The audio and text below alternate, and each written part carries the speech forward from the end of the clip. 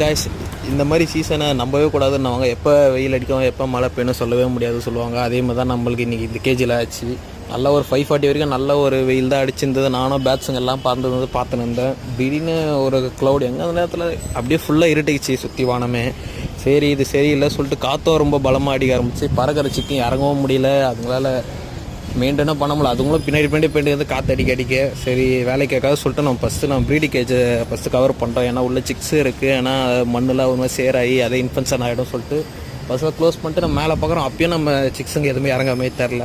காற்று ரொம்ப ஓவர் அடிக்க ஆரம்பிச்சனால எப்படியோ முடிஞ்ச அளவுக்கு சிக்ஸாக இருக்கணும். அப்புறம் அந்த 2 படம் மாட்டிக்கினாங்க, 2 கர்ணம் மாட்டிக்கிச்சு. அதுங்களும் இறங்கவும் எவ்வளோ ட்ரை பண்ணிச்சு, இறங்க முடியல. அப்புறம் லாஸ்ட் நேரத்தில் ரொம்ப மழை பெய்ய ஆரம்பிச்சு, நம்மளாலே முடியல. நம்ம சீட்டில் போய் மறைஞ்சு உக்காஞ்சிக்கணும். அந்நேரம் பார்த்து எங்கேருந்தோ வந்தது அந்த ஒயிட்டு புறா, எங்கேருந்து வந்ததுன்னே தெரில. ஆனால் ஜாக் புறா பட்டம் மிஸ்ஸிங் ஆயிடுச்சு. அது எங்கே போச்சுன்னே தெரில. நானும் அதான் தேடி இங்கே